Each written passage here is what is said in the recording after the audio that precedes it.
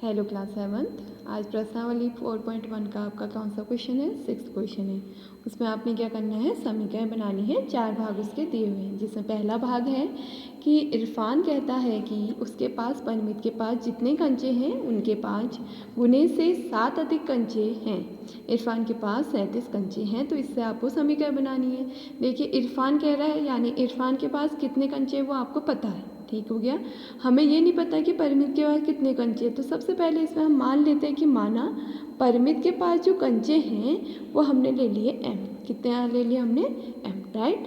और इरफान क्या कह रहा है? देखिए इरफान ने क्या कहा, इरफान कह रहा है कि उसके पास परमित के पास जितने कंचे हैं उनका 5 गुना। 5 गुना का मतलब m को हम 5 से क्या कर देंगे? गुणा कर देंगे, से 7 अधिक, अधिक का मतलब होता है +7। तो इरफान के पास कुल कितने कंचे हो गए?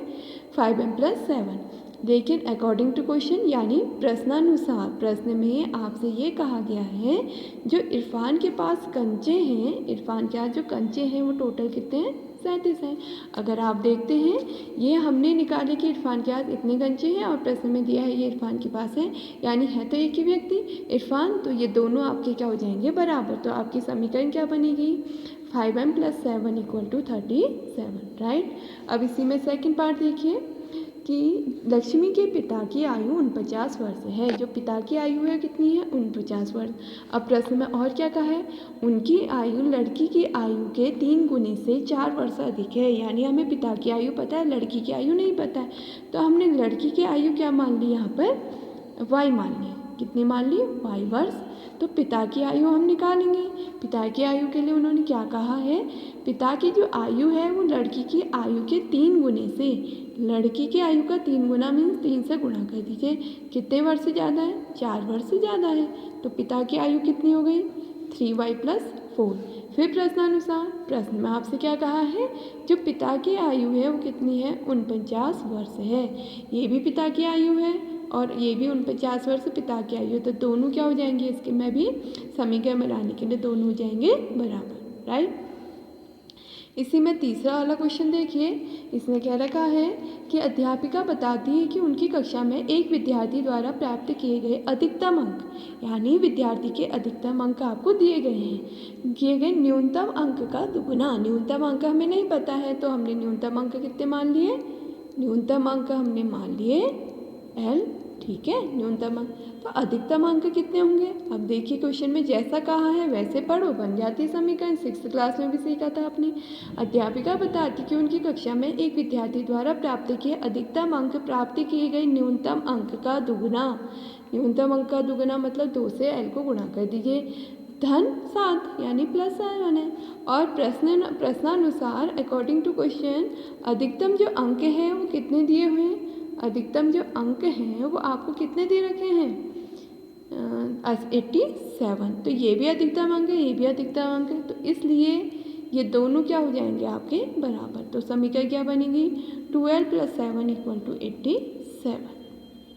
अब इसी में लास्ट इसका 4th पार्ट, इसमें क्या कहा गया है? देखिए इसमें कहा है कि एक समद्विबाहु त्रिभुज, तो आपको समद्विबाहु त्रिभुज बताया गया था, एक ऐसा त्रिभुज जिसकी दो भुजाएं क्या होती हैं?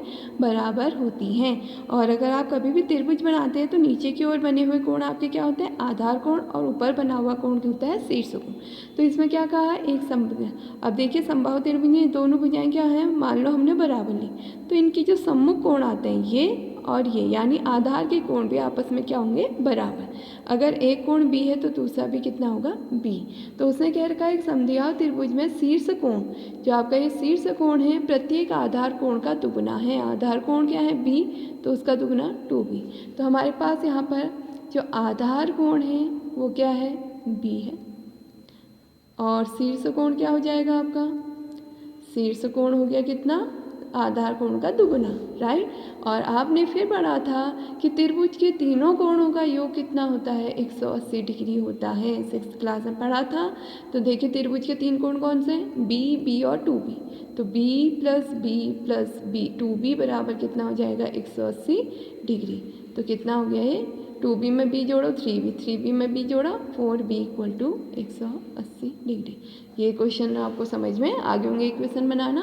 अब इसी में हम सीखेंगे अगली एक्सरसाइज में यानी 4.2 के में कि समीकरण को कैसे हल करते हैं। ठीक है, तो जब हमने समीकरण को हल करना सीखना है, समीकरण का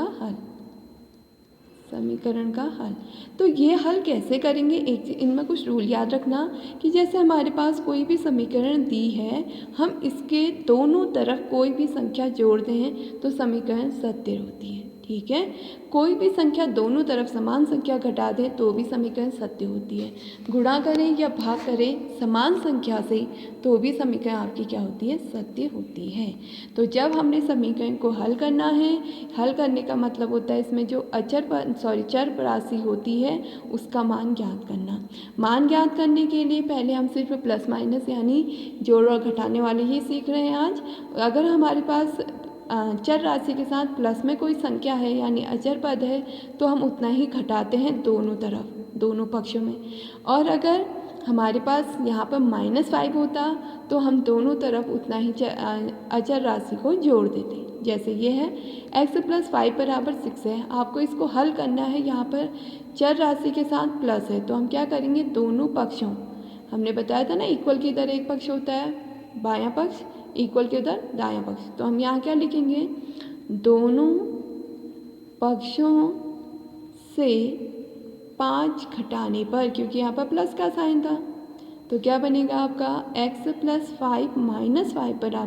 6 - 5। दोनों तरफ घटाते हैं, कभी भी एक पक्ष में नहीं घटाया जाता है, वो गलत हो जाएगा। ठीक है, 5 - 5 क्या होता है, 0, तो यानी x का मान कितना हो गया, 1। तो चर पद याद हो गया ना, x = 1, तो यही समीकरण का हल होता है। और ऐसे ही अगर आपके पास यहाँ पर है x - 6 = -11, अब देखिए यहाँ पर माइनस साइन है तो हमें क्या करना होगा, जोड़ना होगा। तो हम क्या करेंगे, दोनों पक्षों में कितना जोड़ेंगे, जो अचर राशि यानी 6 जोड़ने पर, तो क्या बनेगा अब आपका -6 + 6 = -11 + 6, राइट। -6 + 6 0 यानी x बराबर -11 + 6 प्लस माइनस माइनस, 11 में से 6 घटाइए 5, बड़े के आगे माइनस साइन है तो माइनस, तो ये आपका क्या निकल गया, चर राशि निकल गई, राइट। तो इस प्रकार आप इन क्वेश्चंस को सॉल्व करेंगे। मैं इनकी डिटेल आपको भेज रही हूँ, आप इस वीडियो को देखिए, समझिए, जहाँ पर नहीं आएगा मुझसे पूछ लेंगे।